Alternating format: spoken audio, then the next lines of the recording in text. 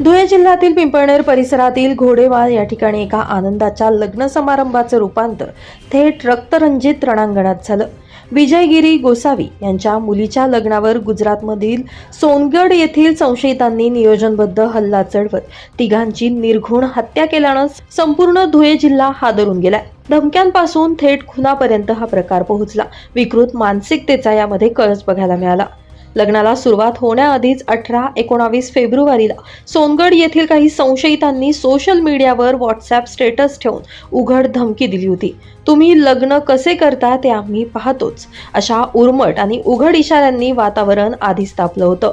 दरम्यान गुरुवारी साखरपुड्याची तयारी सुरू असतानाच सोनगड येथील संशयित आरोपींचा टोळका धारदार शस्त्र घेऊन लग्नस्थळी घुसला। त्यांनी थेट यावेळी साखरपुड्यात विघ्न घालत पाहुण्यांशी वाद घातला आणि क्षणार्धात तीक्ष्ण हत्यारांनी अंधाधुंद हल्ला चढवला। या रक्तरंजित हल्ल्यात सुरेश सुपडूगिरी गोसावी, साहिल सुरेश गोसावी, देवेंद्र ज्ञानेश्वर पवार यांच्यावर निर्दयीपणे वार करण्यात आले। रक्ताच्या थारोळ्यात पडलेल्या जखमींना तातडीनं रुग्णालयात हलवण्यात आलं, मात्र उपचार सुरू असतानाच या तिघांनी प्राण सोडले। पंकज अशोक गिरी, सागर मोजवीर गोसावी हे गंभीर जखमी झाले असून त्यांना पुढील उपचारासाठी धुळे जिल्हा शासकीय रुग्णालयात हलवण्यात आले। महिलांचा हंबरडा, नातेवाईकांचा संताप। ज्या ठिकाणी मंगलाष्टक घुमायला हवे होते तेथे आता रडण्याचे आवाज घुमतायत। मुलीच्या लग्नातच मृत्यूचं सावट पसरल्यानं संपूर्ण परिसर सुन्न झालाय। महिलांनी रुग्णालयात आक्रोश करत आरोपींना कठोर शिक्षा देण्याची मागणी केली आहे। आमच्या लेकरांना मारणाऱ्यांना फाशी द्या, अशी संतप्त मागणी नातेवाईकांकडून केली जाते। घटनेची माहिती मिळताच पिंपळनेर पोलिसांसह धुळे जिल्हा पोलीस उपाधीक्षक संजय बाभळे आणि पोलिसांचा मोठा फौजफाटा घटनास्थळी दाखल झाला। तसेच साक्री मतदारसंघाच्या आमदार मंजुळा गावित यांनी रुग्णालयात धाव घेत नातेवाईकांचं सांत्वन केलं। संपूर्ण जिल्ह्यात संताप, प्रशासनावर गंभीर प्रश्नचिन्ह उपस्थित केले जात आहेत। उघडपणे धमक्या देण्यात आल्यानंतरही सुरक्षा का दिली नाही? आरोपी इतक्या सहज शस्त्रांसह लग्नात कसे घुसले, असे प्रश्न या निमित्तानं उपस्थित झाले। पिंपळनेरमध्ये घडलेली ही घटना केवळ 3 व्यक्तींचा मृत्यू नाही, तर ती कायदा सुव्यवस्थेवर थेट प्रश्नचिन्ह उभं करणारी आहे। लग्नाच्या मांडवात रक्त सांडणाऱ्या या नराधमांना तात्काळ अटक करून कठोरात कठोर शिक्षा देण्यात यावी, अशी संतप्त मागणी संपूर्ण धुळे जिल्ह्यामधून होत आहे।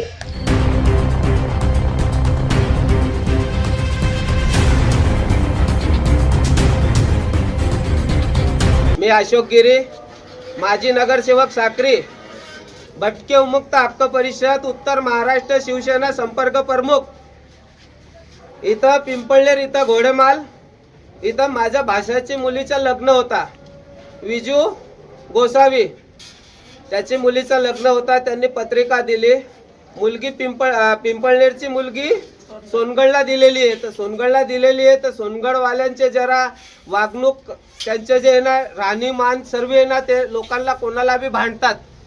तर त्यांनी स्टेटस टाकला की पिंपळनेर लग्नामध्ये 18 तारीख, 19 तारीख आणि 20 तारीख ह्या तारखेला आम्ही तुम्हाला काय आहे आमचा दाखवू आणि तुमचं काय अस्तित्व आहे ते संपू।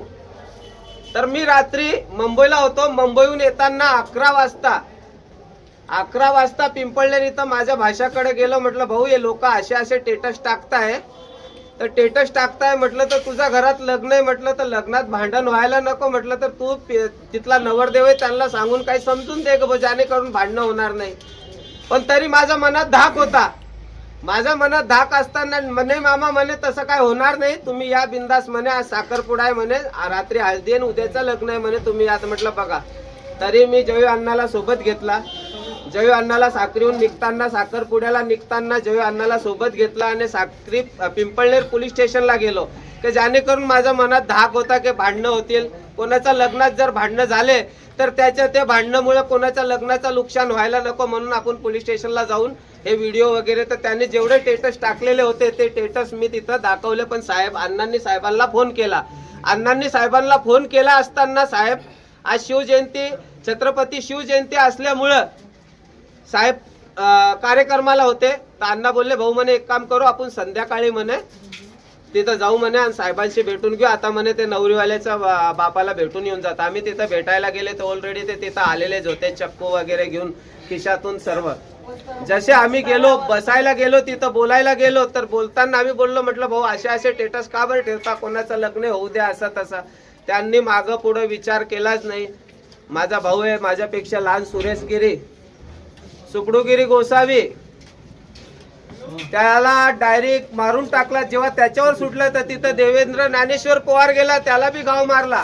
सुरेश गिरीचा पोरगा गेला, त्याला बी घाव मारला. सुरेश गिरीचा भासा गेला सागर गोसावी, त्याला बी घाव मारला. आणि माझा पोरगा गेला, त्याला बी घाव मारला. त्या लोकांनी प्लॅन वाईज हे घटना घडवली आहे. आम्ही पत्रकार बंधूंना आणि प्रशासन आणि शासनाला विनंती करतो, जर ह्या लोकांना कमीत कमी 5-6 लोक पूर्णपणे प्लॅन वाईज या आमच्यावर अत्याचार केलेला आहे. याच्यापूर्वी माझ्यावर बी सोनगडमध्ये एक वेळा कार्यक्रमात मला तिथून त्यांनी पळवलं आहे.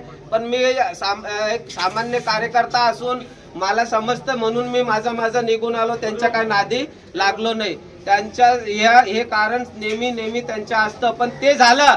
पण आज माझ्या पोरगासारखं माझ्या पोरग्याला मला खांद्याला खांदा लावून माझ्यासाठी रात पाटला गाडी सोबत चालणारा ज्ञानेश्वर, देवेंद्र ज्ञानेश्वर पवार याचा काय संबंध नसताना त्या पोराचा बी डेट झाली आहे. आणि माझा भाऊ सुरेश गिरी गोसावी याची डेट झाली आहे. काल पिंपळनेर पोलीस स्टेशन मध्ये एका समाजातर्फे एक साखरपुड्याचा समारंभ होता. त्या समारंभामध्ये गुजरातमधील सोनगडमधील काही त्याच समाजातील लोक आणि इथल्या पिंपळनेरमधली लोक जे साखरपुड्याला आले होते त्यांच्यामध्ये वाद झाला. आणि या वादामध्ये त्याचं परिवर्तन एका मोठ्या याच्यामध्ये घटनेमध्ये झालं. आणि त्याच्यामध्ये एकूण 3 लोक मयत पावलेली आहेत. सुरेश गोसावी, साहिल गोसावी आणि देवेंद्र पवार अशा या तिघांची मयतांची नावं आहेत. आपण याच्यामध्ये एकूण पूर्वी कालच 3 आरोपी अटक केले होते. तर त्यांची नावं आहेत कांतीलाल गोसावी, जसवंत गोसावी आणि महेंद्र गोसावी. या घटनेच्या अगोदर असं निदर्शनास आले होते की गुजरातमधील सोनगड याच्यामधील अनिल गोसावी आणि अशोक गोसावी या दोघांनी एक स्टेटस ठेवलं होतं. हे काल असं कळल्यानंतर आपण काल एक टीम तात्काळ गुजरातला पाठवली आणि रात्री अनिल गोसावी या स्टेटस आणि प्रक्षोभक वक्तव्य करणाऱ्या गुन्हेगाराला देखील आपण काल रात्री अटक केलेली आहे. याच्यामध्ये 2 लोक इंज्युअर्ड आहेत. सध्या ते स्टेबल आहेत आणि आज सर्व आरोपींना माननीय न्यायालयात हजर करण्यात येणार आहे. ब्युरो रिपोर्ट, नाशिक माझा न्यूज, नाशिक.